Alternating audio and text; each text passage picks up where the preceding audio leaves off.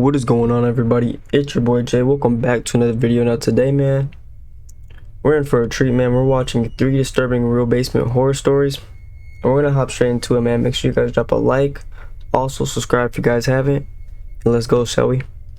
But before we get in, I hope everyone's doing well. I'm doing all right. Today's currently Wednesday, so happy Wednesday. And I know sometimes life can be tough, but hey, right now everyone is going through some type of problem, so you're not alone on this one. So just keep getting up, stay strong, and just keep pushing through the day, bro. You got this shit for real. I got you, bro. Just keep your head up, and let's get straight into the video, shall we? Old ass bitch. Story number 1, man. Here we go. Hey, my name is Alan. I'm just an ordinary ice cream man with an ordinary life. Right. I know there are more interesting professions like policemen or firemen. Hell no. But even with a life as ordinary and boring as mine, I have a story to tell you. A story that you might think could happen to 1 in a million people. Until you turn on the TV and you see that reality is different. But I'll tell you about that later. First of all, I have to tell you about my personal experience. It all happened when I was young. I was only 13 years old. I was too old to be so curious. I still had the excessive idolism of a little boy, but I was too old to get into trouble.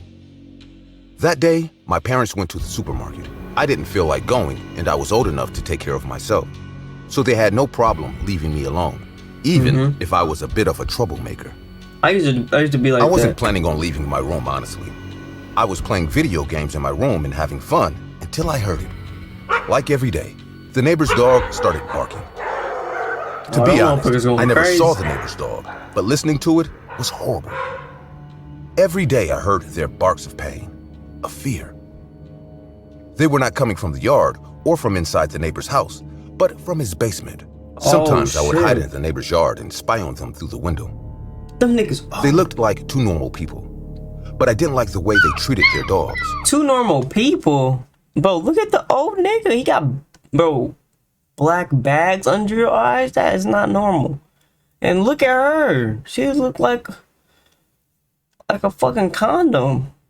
All right, bro, let me stop. From the window, I could see how the door to their basement was always closed.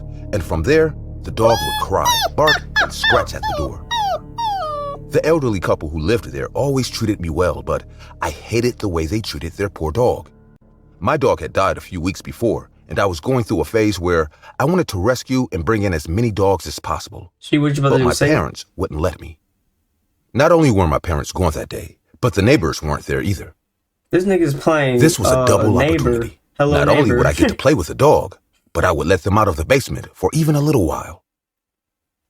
I slipped into my neighbor's house through the window from their yard and walked slowly into the basement. You crazy, I didn't want to scare the dog, so I knew I had to proceed carefully. I approached the door and tried to open it as slowly and quietly as possible, but it was locked. Hell, I knew this couldn't be easy. I started looking for the key everywhere, and at the same time, I took the opportunity to see the house for the first time. It was a normal house. Nothing in it was striking. The 2 old men who took care of it seemed to have a happy life, going on all kinds of vacations together. All the pictures were from when they were young. To my surprise, in all of them, there was a child. Something must have happened to him. All this was quite surprising to me, as they seemed like good people in general. I was surprised that people like this could treat an animal so badly. While I was looking at the pictures, I noticed that behind one of them, there was a small key hidden. This was the key to the basement. Well, shit. With a big smile, I almost ran to the place, and as I put the key in, it fit perfectly. There is a fucking kid down there. It's over. I opened the door and took the first steps into the basement. Finally, I was inside. I'd be scared. The basement looked very dark, and the stairs down were very dangerous. Now imagine you walking down the stairs, you hear the motherfuckers coming back home. Oh, your heart is beating, motherfucker. Your heart is dropped to the floor. If you heard the motherfuckers pulling up, oh, that's the scariest feeling ever. I didn't hear the dog, but I did hear a 4-legged animal walking curiously, not knowing who was entering the basement. I took my first steps on the stairs. I couldn't see the bottom of the basement, It was too dark. Turn the lights switch on. was at the bottom of the stairs. Oh shit! I continued advancing carefully That's a so lot of as not to stairs, break those goddammit. old wooden stairs. I was considering that maybe this was not the bad best idea, yeah. but I was already too involved to stop moving forward. I had to at least see the dog. It was a bad idea to be afraid of him at that height. As my father used to tell me, the one who is more afraid than me is the dog. Once I got down, I happily turned on the lights without knowing what I was about to find. That one there, that wasn't a dog. It was a human. That poor man was chained up. He had a collar and was standing on all fours, This is true? looking at me curiously. Hey, are you all right? Did the old people do this to you? Suddenly, the man jumped on top of me to attack me. This person was totally crazy. I really thought he was a dog. All this time, those screams and cries were not those of a dog, but those of a human. I fought for my life and protected myself as much as I could from this terrifying person. Until luckily, there was a noise at the door, and the chained person was distracted for a few seconds, giving me the opportunity to escape and hide under the stairs. While I was waiting and hiding, the old man, the owner of the house, arrived furious with some chains and began to attack his prisoner violently. I told you not to bark. Do you want to put on a show? Haven't I taught you enough? In response, the prisoner began to cry, acting like a dog trying to attack a person. Why but he couldn't is it acting like because a the chain dog? wouldn't stretch far enough to reach him. Suddenly, the man stopped attacking the dog and became thoughtful. Hey, wait a minute.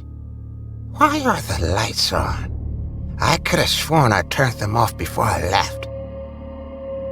Taking advantage of this opportunity, I rammed the man with all the force I had. Pushed him? The damage was minimal, but with those 3 steps, I pushed him back, and I had achieved my goal. You came in here. Now you can't. That was the family that owned the house before they were killed by those 2 psychopaths.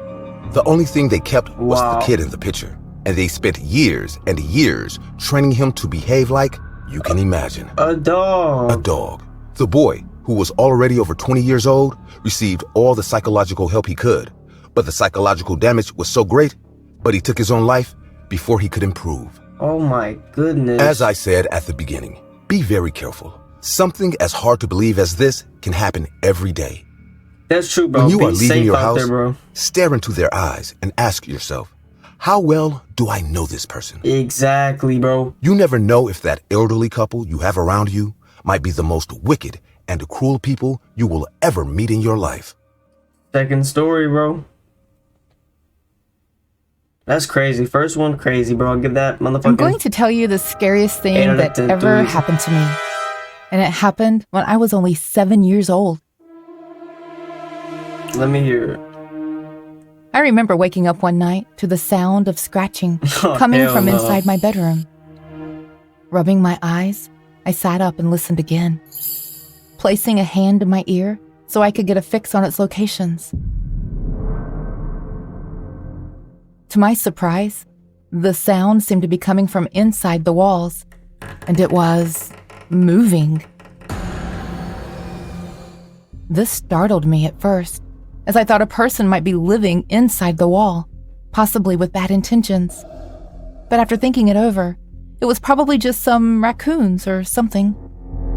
Little ass girl. I climbed out of bed and followed the noise out of my room. Then made my way down the hall. I had to tiptoe the entire way so as not to wake my dad. If a raccoon really was crawling around inside the walls, then I could just scare it away by myself. At least, that's what I thought. The sound led me all the way down to my basement. What the fuck? A place I usually avoided. That means that's a demon that's fucking with you. Whenever I went down there, I always felt uneasy, like I was being watched. Cause you got I honestly wanted to go back to bed and forget the whole thing, but that scratching wasn't going away anytime soon.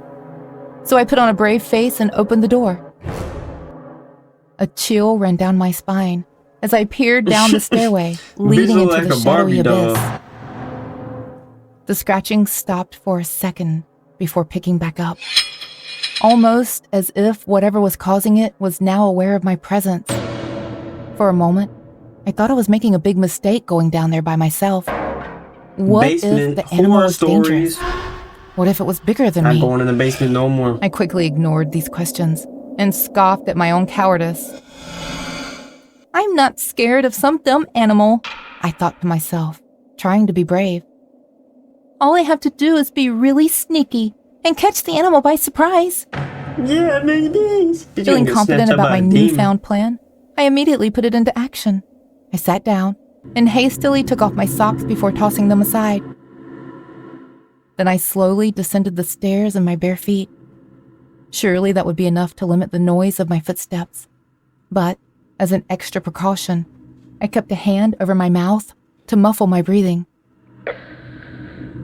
This 7-year-old's This all smart. proved to be rather pointless in the end, however. Right. The wood creaked loudly under my feet with every step I took, making stealth pretty much impossible.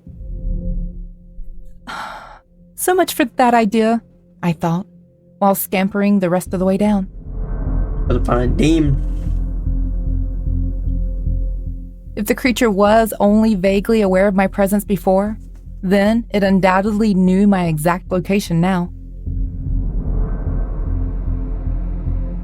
The sound seemed to grow more frantic the closer I got to its source. I quickly followed it to a crawl space I didn't know I had. It was a small, square-shaped opening in the side of a Girl, wall, you should've just took big your enough ass for a back child to to squeeze bed. through, and it had a little door that was slightly ajar.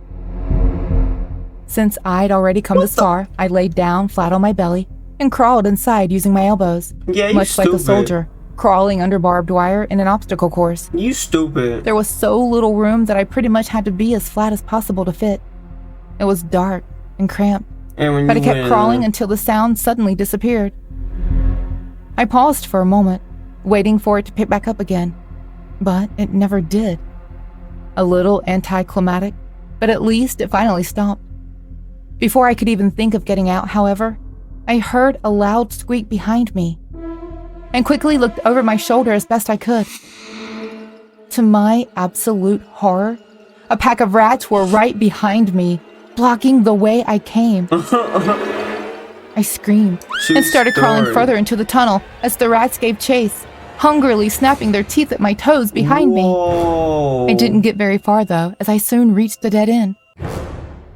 I rolled onto my back and watched helplessly as the rats approached me. I quickly raised both of my bare feet off the floor and bent my knees back, preparing to kick them if they got too close. Stay back or else! I stuttered. But the rats weren't scared of me in the slightest.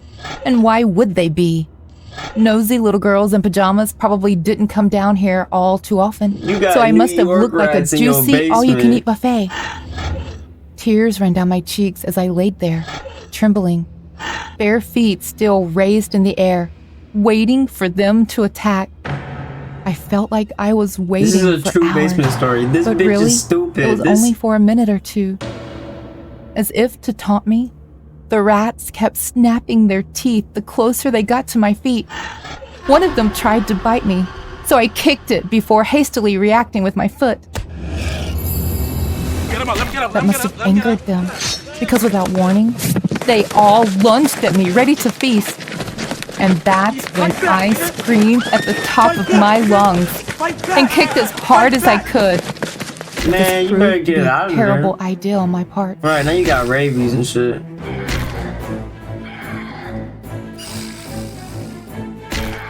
I would start grabbing them, Sending the soles of my feet flying into a swarm of hungry rats not only angered them further, but also gave them 2 easy targets to sink their teeth into. In an instant, I was swarmed by claws, teeth, and fur. They bit into every inch of my exposed skin they could find.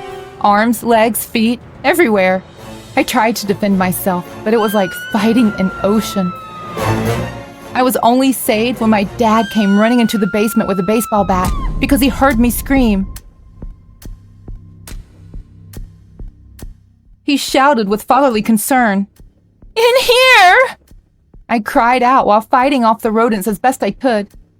The rats must have been startled by my dad's yelling and thunderous footsteps because they immediately scurried away, leaving me covered in scratches and bites from head to toe. You got your ass beat by some My dad got me out of the crawl space and took me to a hospital to get bandaged up and also to get a tetanus shot.